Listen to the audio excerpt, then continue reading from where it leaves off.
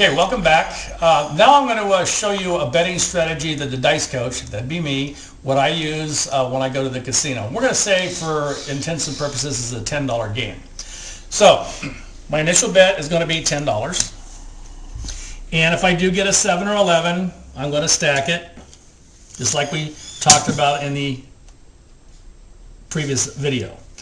But we're going to say that didn't happen. We're going to say I'm shooting the dice. I'm setting for 7 and I came out with an 8 for a point.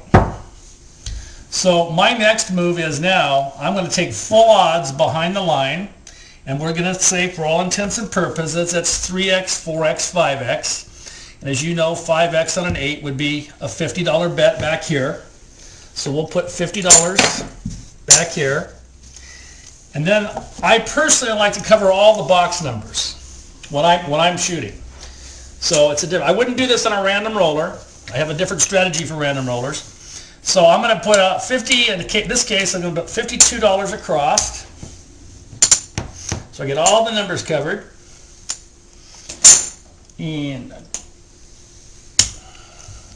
here's how it works.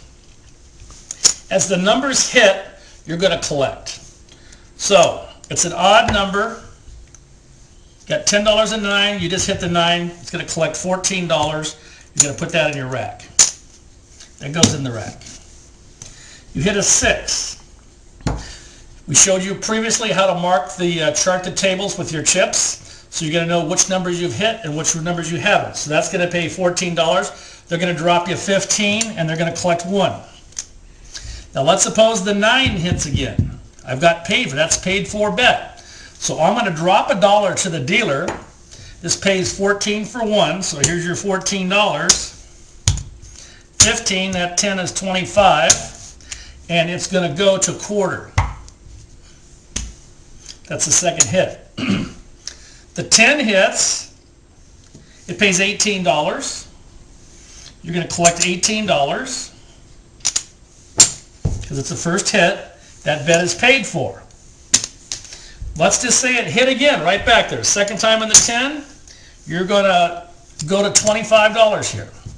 This comes down, goes to $25, and they're going to owe you $3. So my theory is get your bets paid for. When they hit twice, parlay it.